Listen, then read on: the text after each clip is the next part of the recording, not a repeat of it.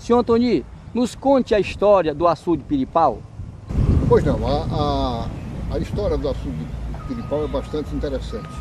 Ela começa exatamente naquele período de 1850 e 54, por aí, quando a gente sabe do que aconteceu aqui nesse açude. Aqui não era realmente um açude, era uma lagoa que naquela época, naquele tempo, as lagoas da serra, os riachos, corriam com abundância por toda a região da Serra Maratanha e algumas correntes de água, alguns riachos, desciam exatamente para este lugar por ser bastante baixo. E nessa época não existia açude. Nessa época era uma lagoa que ela seguia direto até mais ou menos o São Luís, a comunidade do São Luís. E então foi, naquele tempo, as pessoas de Pacatuba procuravam muito a Dona Maria do Carmo Teófilo e Silva, mãe de Juvenal Galeno, a baronesa do café, porque ela tinha uma amizade muito grande. O José Antônio da Costa e Silva, pai de Juvenal Galeno, o barão do café, tinham também uma amizade muito grande ao imperador Dom Pedro II. E ela costumava tirar daqui das riquezas, da riqueza do café, a maior riqueza agrícola do município de Pacatuba foi o café, e até os primeiros sacos de café vendidos na capital da província saíram daqui de Pacatuba. E então ela tinha uma afinidade muito grande com o imperador, uma amizade com o imperador. E as pessoas pediram para que ela então falasse ao imperador, conversasse com o imperador, para que ele permitisse ou ajudasse a construir nesse espaço aqui um açude. Por ser uma lagoa, no princípio, ainda não tinha sido formado um açude, era apenas uma lagoa, os tupis, índios que dominavam essa região, como também tínhamos aqui os Pantaguaris, mais ali para o lado de Messejana, os Caiapós e várias tribos indígenas. Aqui em Pacatuba predominavam os tupis. E eles costumavam dar nomes a vários lugares, como fizeram o açude do Boaçu, que eles chamam de lagoa, lá no açude do Boaçu tem o nome de Cobra Grande, que é o significado dado ao Boaçu. E aqui no Piripau, eles denominaram de Piripau ou Piripaú, que significa Lagoa do Junco. Junco, como se sabe, é um capim grosso que costuma dar em beiras de lagoa, e então era exatamente nesse espaço, aqui onde tinha muito junco também, e os tupis então denominaram de Lagoa do Junco, que significa Piripau.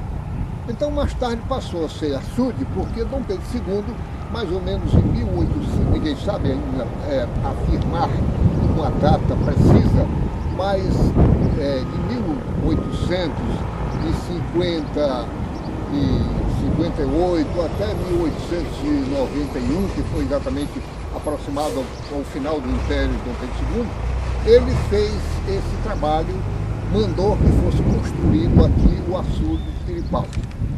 Ele construiu o grande açude de Cedro, né? E aqui construiu o açude de Piripau. Por isso é que ficou esse nome, dado exatamente a esse local. E esse local passou a servir para as pessoas pescarem, tomarem banho, e também tinha o espaço, as lavadeiras, que fica exatamente aqui atrás, era onde uma quantidade muito grande de lavadeiras ficavam lavando suas roupas durante toda a semana, né? Depois foi mudado, já agora bem recentemente, foi mudado para uma lavanderia que foi feita ali ao nosso lado. Bom, então as lavadeiras, elas lavavam as suas roupas exatamente num espaço que era reservado para elas trabalharem. E depois foi feita exatamente a lavanderia, porque as pessoas, a água estava ficando bastante poluída com a material usado para lavar de roupas, e foi então escolhido um local para que elas então pudessem lavar suas roupas, para deixar o açude mais limpo, né? Para que se pudesse aqui tomar banho, pescar e alguma coisa. Só que o açude não é muito bem aproveitado durante o período em que acontece o inverno, né? Às vezes enche o açude, sangra, o açude fica bem cheio, mas não é um espaço bem aproveitado. É um espaço que poderia ter um maior lazer, onde poderia as pessoas tomarem seus banhos e ter mais vamos dizer, acesso ao açude. Só que a gente tem um projeto, por exemplo, eu tenho um projeto que estou fazendo em maquete, depois vou apresentar ao senhor prefeito, para que ele tenha uma ideia de como seria interessante se nós fizéssemos aqui o açude do Piripau se tornar um polo de lazer de Pacatu.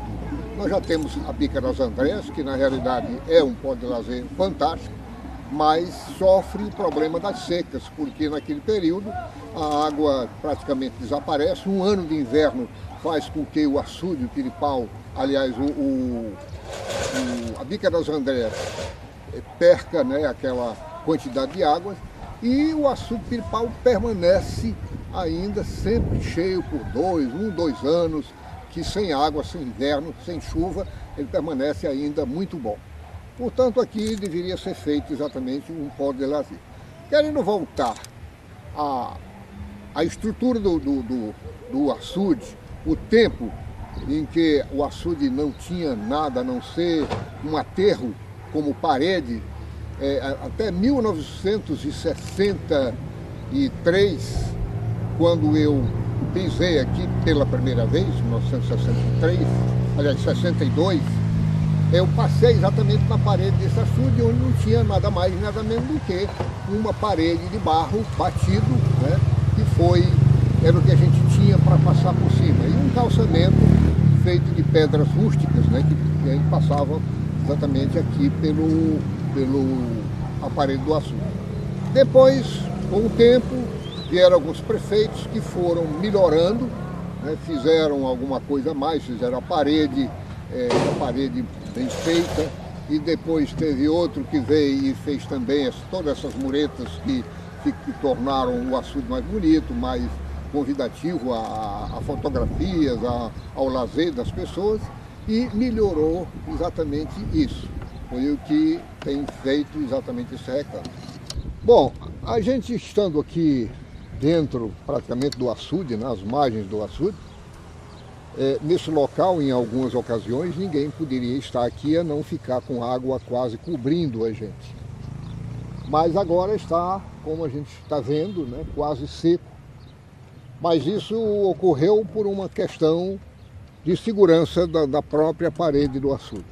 As pessoas começaram a observar que em alguns locais estava havendo rachaduras, estava havendo vazamento do outro lado, e muitas pessoas que moram naquele lado têm medo de que, vamos dizer assim, a parede dessa chegar a romper, poderia acontecer uma catástrofe, né, levar casas de enxurrada.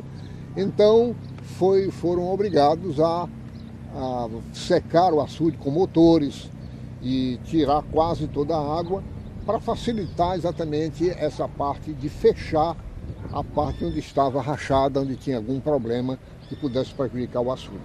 Como não houve inverno de lá para cá, nós estamos vendo o que nos resta de água do nosso açude. Esperamos um bom inverno, que ele venha para que nós possamos ter um açude cheio, onde as pessoas possam voltar àquele ritmo, né, de frequência ao nosso espaço, tomar seu banho à vontade, pescar, e poder passar seus momentos de lazer aqui no açude.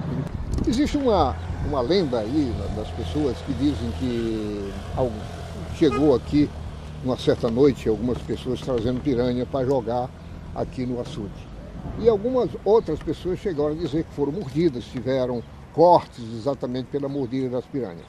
Mas é uma coisa assim que a gente não tem, se aconteceu isso, foi uma coisa muito assim simulada, ninguém tem certeza disso, não foi divulgado, as pessoas não ficaram com medo de entrar no açude.